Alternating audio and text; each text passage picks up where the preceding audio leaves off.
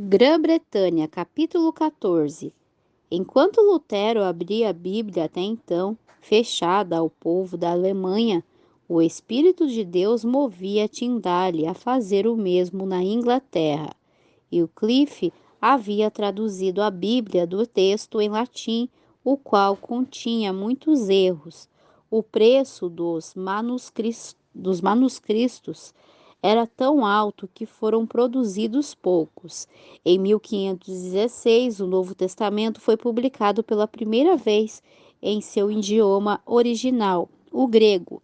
Essa impressão corrigiu muitos erros das versões antigas e transmitiu o significado com maior clareza. Levou muitos dos eruditos a terem um conhecimento maior da verdade e deu nova energia à obra da reforma. Em grande parte, porém, o povo comum continuava excluído da palavra de Deus. Tyndale completaria a obra de Wycliffe de dar a Bíblia ao povo da Inglaterra. Ele pregava destemidamente suas convicções ao argumento católico de que a Igreja derá a Bíblia e somente ela podia explicá-la. Tyndale respondeu: longe de nós dar as Escrituras, são vocês que as têm escondido de nós. São vocês que queimam aqueles que as ensinam e, se pudessem, queimariam a própria Bíblia também. A pregação de Tyndale despertou grande interesse, mas os padres tentaram destruir sua obra. O que se pode fazer? Exclamou. Não posso estar em todos os lugares. Ah, se os cristãos tivessem as sagradas escrituras no próprio idioma, eles mesmos seriam capazes de resistir a esses enganadores astutos. Sem a Bíblia é impossível firmar o povo na verdade.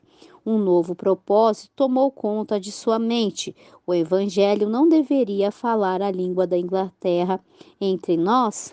Ao meio-dia deveria a igreja ter menos luz do que na aurora quando surgiu. Os cristãos devem ler o Novo Testamento em sua língua materna. Somente por intermédio da Bíblia o povo conseguiria chegar à verdade.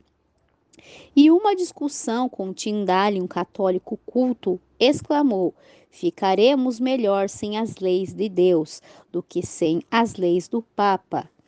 Tyndale respondeu: desafio o Papa e todas as suas leis, e se Deus poupar minha vida em poucos anos, garantirei que um garoto que conduz o arado saiba mais da Bíblia do que você. Na língua do povo, expulso de casa pela perseguição, Tyndale foi para Londres e por um tempo trabalhou sem ser perturbado. Mais uma vez, porém, os oficiais católicos o forçaram a ir embora. Toda a Inglaterra parecia fechada contra ele. Na Alemanha, ele começou a publicar o Novo Testamento em inglês. Quando era proibido de imprimir em uma cidade, ia para outra. Por fim chegou Worms, onde Lutero havia defendido o evangelho perante a Assembleia, alguns anos antes. Havia muitos amigos da reforma naquela cidade. 3.000 exemplares do Novo Testamento logo foram concluídos e uma nova edição se seguiu. A palavra de Deus foi levada em segredo para Londres e circulou pelo país inteiro. Autoridades católicas tentaram reprimir a verdade, mas falharam. O bispo de Rouen comprou o estoque inteiro de um vendedor com a intenção de queimar as Bíblias, achando que isso pudesse prejudicar a obra. Mas o dinheiro que a venda proporcionou comprou o material para a produção de uma nova edição de melhor qualidade. Posteriormente, quando Tyndale foi preso, ofereceram-lhe a liberdade, caso revelasse o nome daqueles que o ajudaram com as despesas de publicação da Bíblia. Ele respondeu que o bispo de Rouen fizera mais do que qualquer outro ao pagar um alto valor pelos livros que haviam em estoque. Tyndale finalmente testemunhou da fé com a morte de Martim, mas as armas que preparou capacitaram outros soldados a batalharem ao longo dos séculos até chegar aos nossos dias. Latimer disse no púlpito que a Bíblia deveria ser lida na língua do povo. Não escolhamos nenhum caminho lateral, mas permitamos que a palavra de Deus nos dirija. Não sigamos os passos dos nossos pais, nem busquemos aquilo que eles fizeram, mas o que deveriam ter feito. Barnes e Fritz Ridley e Cranmer, líderes da Reforma inglesa, eram homens cultos de reputação impecável por seu zelo e sua piedade dentro da religião católica. Eles se opuseram ao papado porque conheciam os erros da Santa Sé. A autoridade infalível. O grande princípio que esses reformadores defendiam, mesmo das Valdeses, de Wycliffe, Lutero, Zwinglio e seus seguidores, era a autoridade infalível das Escrituras. Era pelos ensinos da Bíblia que tentavam todas as doutrinas e afirmações. A fé na palavra de Deus sustentava esses santos homens ao abrirem mão da própria vida na fogueira. Animem-se, exclamou Latimer para o Martim a seu lado quando as chamas estavam prestes a silenciar a voz de ambos. Hoje, pela graça de Deus, acenderemos tamanha vela na Inglaterra que, creio eu, jamais se extinguirá. Por centenas de anos após as igrejas da Inglaterra se sujeitarem a Roma, as igrejas escocesas mantiveram sua liberdade. No século XII, porém, o catolicismo se estabeleceu ali também e em nenhum país as trevas foram mais densas. Mesmo assim, raios de luz chegavam para penetrar na escuridão. Os Lollardos vinham da Inglaterra com a Bíblia e os ensinos de Wycliffe e muito conseguiram fazer para preservar o conhecimento do Evangelho. Com o início da Reforma chegaram os escritores de Lutero e o Novo Testamento em inglês, de Tyndale. Esses mensageiros percorriam em silêncio montanhas e vales, soprando nova vida à tocha da verdade que quase se apagara, desfazendo a obra que 4 séculos de opressão haviam consolidado. De repente, porém, ao se aperceber do perigo, os líderes católicos levaram para a estaca alguns dos mais nobres homens da Escócia. Enquanto morriam, essas testemunhas encheram o coração das pessoas de toda aquela terra com a determinação implacável de se livrar das cadeias de Roma. Surgindo das cinzas, Hamilton e Wishart, com um grande número de discípulos mais humildes, abriram mão da própria vida e foram martirizados na fogueira. Mas das cinzas de Wishart, outro homem se levantou, e a este as chamas não silenciaram. Sob a orientação divina, ele daria fim ao poder de Roma sobre a Escócia. John Knox se afastou das tradições da igreja para se alimentar das verdades da palavra de Deus. Os ensinos de Wishart confirmaram sua decisão de abandonar Roma e se unir aos reformadores perseguidos. Seus amigos insistiram para que pregasse, mas ele tremia de medo diante dessa responsabilidade. Somente após dias de doloroso conflito interior, Knox consentiu. No entanto, depois de aceitar a posição, prosseguiu com coragem infalível. Esse reformador de coração sincero não temia ninguém. Quando foi colocado face a face com a rainha da Escócia, John Knox não se deixou conquistar por seus favores nem perdeu a coragem diante das ameaças. A rainha disse que ele havia ensinado o povo a aceitar uma religião proibida pelo Estado e assim havia transgredido o mandamento de Deus que ordenava aos súditos obediência aos governantes. Knox respondeu com firmeza: se todos os descendentes de Abraão tivessem seguido a religião de Faraó, de quem foram súditos por muitos anos, eu lhe pergunto, senhora, que religião haveria no mundo?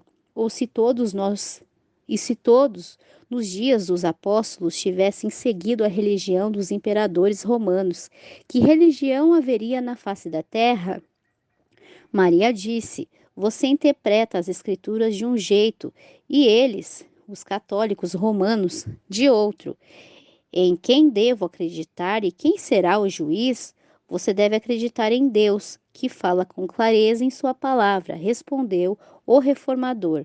A palavra de Deus é clara em si mesma. Se qualquer obscuridade aparecer em algum trecho, o Espírito Santo, que nunca se contradiz, vai explicá-la com mais nitidez em outras partes. Correndo risco de vida e com coragem inabalável, o destemido reformador prosseguiu em sua missão até a Escócia ficar livre do catolicismo.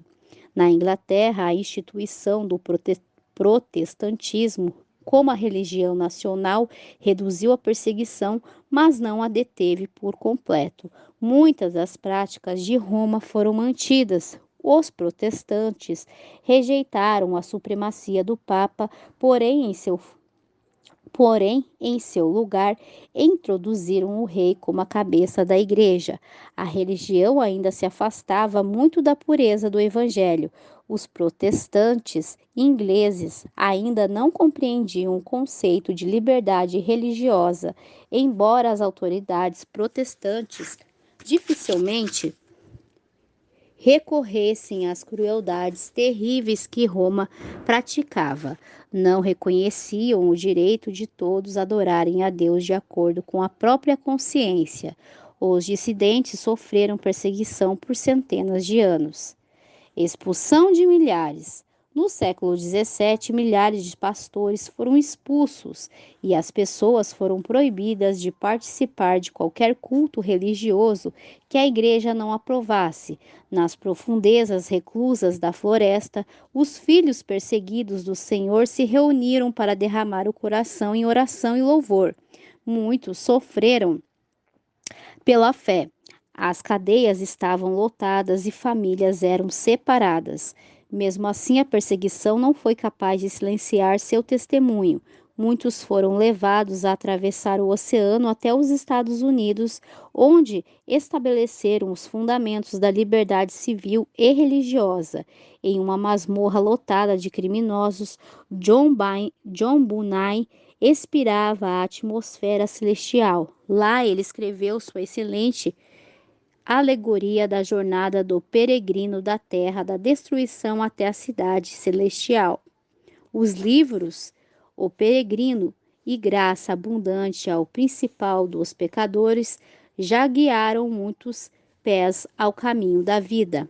Em uma época de trevas espirituais, Itifielde e os irmãos Wesley surgiram como portadores da luz de Deus. Sob o regime da igreja estatal, o povo havia caído em uma condição que pouca diferia do paganismo. As classes mais altas zombavam em uma condição que pouco diferia do paganismo. As classes mais altas zombavam da vida piedosa. As classes mais baixas se refestelavam nos vícios. A igreja não tinha coragem nem fé para apoiar a causa da verdade que sofria dificuldades. Convicção inabalável. As pessoas haviam praticamente perdido de vista a grande doutrina da justificação pela fé, que Lutero ensinará com tanta clareza. O princípio católico da confiança nas boas obras para a salvação havia assumido seu lugar. E Liefeld e os irmãos Wesley buscavam com sinceridade o favor de Deus. Eles haviam aprendido que poderia conquistá-lo por meio de uma vida de retidão e pela obediência às regras da igreja. Certa vez, quando Carlos Wesley adoeceu e esperava a morte em breve, alguém lhe perguntou o que o levava a ter esperança de vida eterna. Ele respondeu: Despedi meus melhores esforços para servir a Deus. O amigo não parecia muito satisfeito com a resposta. Wesley pensou: o quê? Ele vai tirar de mim os meus esforços? Não tenho nada mais em que confiar. Era nesse tipo de escuridão que a igreja havia caído, afastando as pessoas de sua única esperança de salvação, o sangue do Redentor crucificado. Wesley e seus companheiros chegaram à compreensão de que a lei de Deus se estende aos pensamentos tanto quanto às palavras e ações, por meio de esforços zelosos em atitude de oração, tentavam subjugar os males do coração natural, levavam uma vida de humilhação e negação do eu, seguindo com cuidado todas as práticas que imaginavam ser capazes de ajudá-los a se tornar santos o bastante para ganhar o favor divino, mas seus esforços falharam em libertá-los da condenação do pecado ou de quebrar seu poder. O fogo da verdade divina já havia praticamente se extinguido nos altares do protes- prote- protestantismo, mas estava prestes a ser aceso novamente pela antiga tocha entregue pelos cristãos da Boêmia. Alguns deles que haviam encontrado segurança na Saxonia mantiveram viva a fé. Por meio desses cristãos, a luz chegou a Wesley. João e Carlos Wesley foram enviados a uma missão nos Estados Unidos. Um grupo de morávios também estava a bordo do navio. Na jornada enfrentaram tempestades violentas. João, face a face com a morte, percebeu que não havia encontrado a certeza de paz com Deus. Os alemães demonstraram calma e confiança que ele não conhecia. Bem antes disso, contou João Wesley, eu havia observado a grande seriedade de sua conduta. Agora havia a oportunidade de ver se eles seriam livrados do espírito de temor, bem como do de orgulho, raiva e vingança no meio do salmo com o qual haviam começado seu culto. O mar invadiu o navio, quebrou em pedaços a vela principal e invadiu o convés, como se o grande abismo houvesse nos tragado. Gritos terríveis começaram entre os ingleses. Os alemães continuaram a cantar com toda calma. Perguntei a um deles depois: vocês não ficaram com medo? Ele respondeu: graças a Deus, não. Então indaguei, mulheres e crianças não ficaram com medo? Ele respondeu cheio de tranquilidade: não, nossas mulheres e crianças não têm medo da morte. Coração estranhamente aquecido. Quando voltou para a Inglaterra, Wesley obteve uma compreensão mais clara da fé bíblica por meio da instrução de um morávio. Na reunião da Sociedade Morávia em Londres, alguém leu para ele uma declaração de Lutero.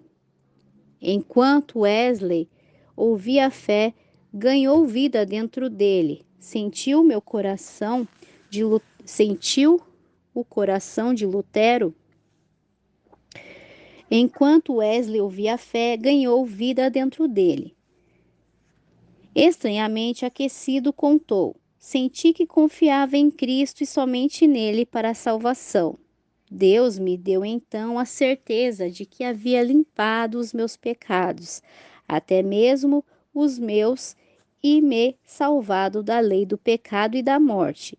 Assim ele descobriu que a graça que ele tanto havia se esforçado para conquistar por meio de oração, jejum e negação de si mesmo era um presente sem dinheiro e sem preço. Seu coração inteiro se encheu com o desejo de espalhar por toda parte o glorioso evangelho da livre graça de Deus. Verei o mundo inteiro como meu rebanho, disse. Em qualquer parte do planeta onde eu estiver, considerei meu solene, correto e apropriado dever declarar as boas novas da salvação a todos aqueles que estiverem dispostos a ouvir. Ele continuou com um estilo de vida rigoroso, negando o eu. Entretanto, isso não era mais a base de sua fé. mas seus resultados, não a raiz, mas o fruto da santidade. A graça de Deus em Cristo se revela por meio da obediência. Wesley dedicou a vida a pregar as grandes verdades que recebeu, a justificação por meio da fé no sangue expiatório de Cristo e o poder renovador do Espírito Santo no coração, que produz fruto em uma vida que segue o exemplo de Cristo. Na época da universidade, George Whitefield e os irmãos Wesley eram chamados desdenhosamente de metoditas pelos colegas de estudos mundanos, um nome considerado digno de honra hoje. O Espírito Santo os instigou a pregar sobre o Cristo crucificado e milhares experimentaram a conversão genuína. Era necessário proteger essas ovelhas dos lobos vorazes. João Wesley não tinha a menor intenção de criar mais uma denominação, mas organizou os conversos por meio daquilo que foi chamado de Conexão Metodista. A oposição que esses pregadores enfrentaram por parte da igreja instituída era misteriosa e cheia de provas, mas a verdade encontrava entrada onde as portas até então haviam permanecido fechadas. Alguns pastores despertaram de seu estupor moral e se tornaram pregadores zelosos em seus distritos. Na época de Wesley, pessoas de diferentes dons não concordavam em todos os pontos doutrinários. Em certa ocasião, as diferenças entre Whitefield e os irmãos Wesley ameaçaram causar divisão entre eles. Porém, como haviam aprendido a mansidão na escola de Cristo, o autocontrole e a boa vontade das duas partes os uniram novamente. Não tinham tempo para discutir enquanto erros e pecados os cercavam por todos os lados. Salvo da morte, pessoas influentes tentaram detê-los. Muitos pastores eram hostis e fecharam as portas de suas igrejas à fé pura. Os pastores que denunciavam os reformadores no púlpito incitaram elementos das trevas e do mal. João Wesley foi poupado da morte vez após por milagre da misericórdia divina. Quando parecia não haver escapatória, um anjo em forma humana aparecia a seu lado, a multidão recuava e o servo de Cristo saía em segurança para longe do perigo. Ao falar sobre um desses livramentos, Wesley afirmou: embora muitos tenham tentado me pegar pelo colarinho ou por minhas roupas para me derrubar, não conseguiram colocar as mãos em mim. Somente conseguiu agarrar um bolso do meu colete com firmeza e logo este acabou em suas mãos. O outro bolso, dentro do qual havia uma nota de dinheiro, só ficou parcialmente rasgado.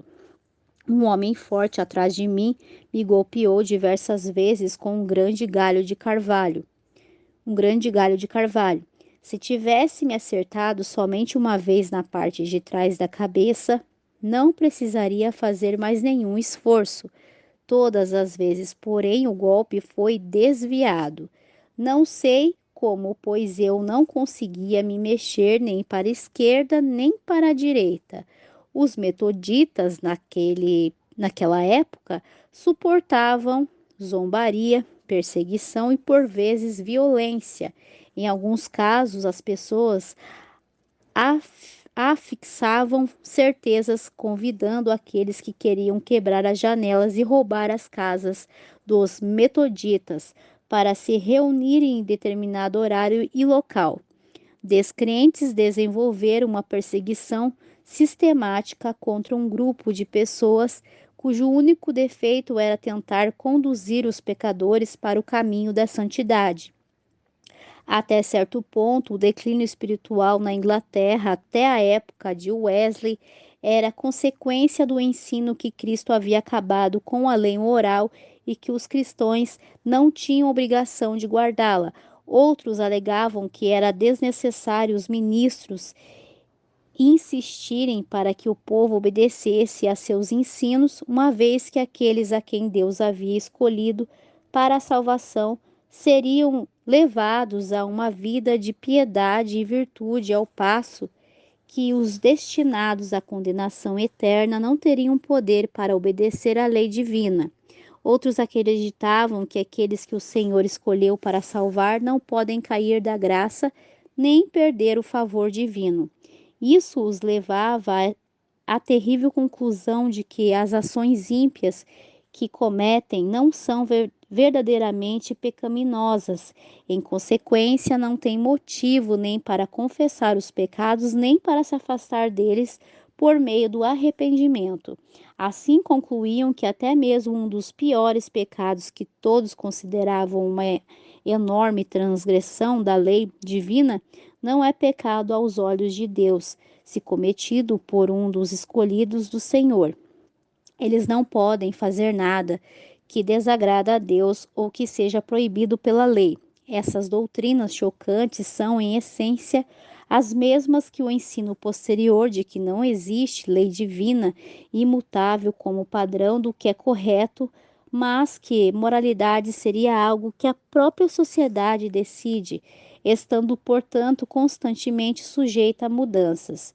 Todas essas ideias foram inspiradas por Satanás, que entre os habitantes sem pecado do céu começou a obra de minar as justas restrições da lei de Deus. A doutrina de que os decretos divinos tornam imutável o caráter das pessoas já levou muitos a rejeitarem a lei de Deus. Wesley rejeitava com firmeza essa doutrina que conduzia a uma vida desregrada. A graça de Deus se manifestou salvadora a todos os homens. Deus, nosso Salvador, deseja que todos os homens sejam salvos e cheguem ao conhecimento da verdade, pois há um só Deus e um só mediador entre Deus e os homens, o homem Jesus Cristo, o qual se entregou a si mesmo como resgate por todos. Cristo é a verdadeira luz que ilumina todos os homens. As pessoas perdem a salvação pela própria recusa voluntária em aceitar o dom da vida. A defesa. Em resposta à alegação de que a morte de Cristo havia abolido os 10 mandamentos com a lei cerimonial, Wesley declarou: a lei moral contida nos 10 mandamentos e reforçada pelos profetas não foi anulada. Existe uma lei que nunca pode ser quebrada, pois permanece tão firme como as testemunhas fiéis no céu. Wesley declarou que a lei e o evangelho estavam em perfeita harmonia. De um lado, a lei abre caminho continuamente para o evangelho e nos aponta para ele. Em contrapartida, o evangelho nos leva continuamente a cumprir a lei com maior exatidão. Por exemplo, a lei requer que amemos a Deus e ao próximo, que sejamos mansos, humildes e santos. Sentimos que não somos capazes de fazer essas coisas, mas temos a promessa divina de nos dar esse amor e nos fazer andar em humildade, mansidão e santidade. Nós nos apropriamos desse evangelho, dessas boas novas. A justiça da lei se cumpre em nós por meio da fé em Cristo Jesus. Entre os piores inimigos do evangelho de Cristo, disse Wesley, estão aqueles que ensinam os outros a transgredirem não só um mandamento sem se importar se é o menor ou maior, mas todos os mandamentos de uma vez. Honram a Jesus, assim como Judas ao dizer saudações. Rabi, Rabi, e então beijá-lo. Não é nada menos que traí-lo com um beijo. Falar de seu sangue ao mesmo tempo em que se tira sua coroa, fazendo pouco de qualquer parte de sua lei, sob a pretensão de fazer avançar seu evangelho. O propósito. Para aqueles que afirmam que a pregação do Evangelho cumpre todos os propósitos da lei, Wesley respondia: ela não cumpre o primeiro propósito da lei, que é convencer as pessoas do pecado e despertar aqueles que ainda estão adormecidos à beira do inferno. Logo, é absurdo oferecer médico para aqueles que estão bem ou pelo menos imaginam estar bem. Primeiro é preciso convencê-los de que estão doentes. Caso contrário, não apreciaram seus esforços. É igualmente absurdo oferecer Cristo para aqueles cujo coração está inteiro, sem nunca ter se quebrado. Enquanto pregava o Evangelho da graça de Deus, Wesley, assim como seu mestre Jesus, tentava tornar grande e gloriosa a sua lei. E ele viveu o suficiente para ver os magníficos resultados. Ao final dos mais de 50 anos que dedicou ao ministério, os seus seguidores chegavam a mais de 500.000 de pessoas. No entanto, só saberemos quantos foram libertados da degradação do pecado a uma vida mais elevada e pura mediante seus esforços, quando toda a família de remidos se reunir no reino de Cristo. Sua vida apresenta uma lição inestimável para todos os cristãos. Se simplesmente a fé, o zelo infatigável, o sacrifício pessoal e a dedicação desse servo de Cristo se refletissem nas igrejas da atualidade.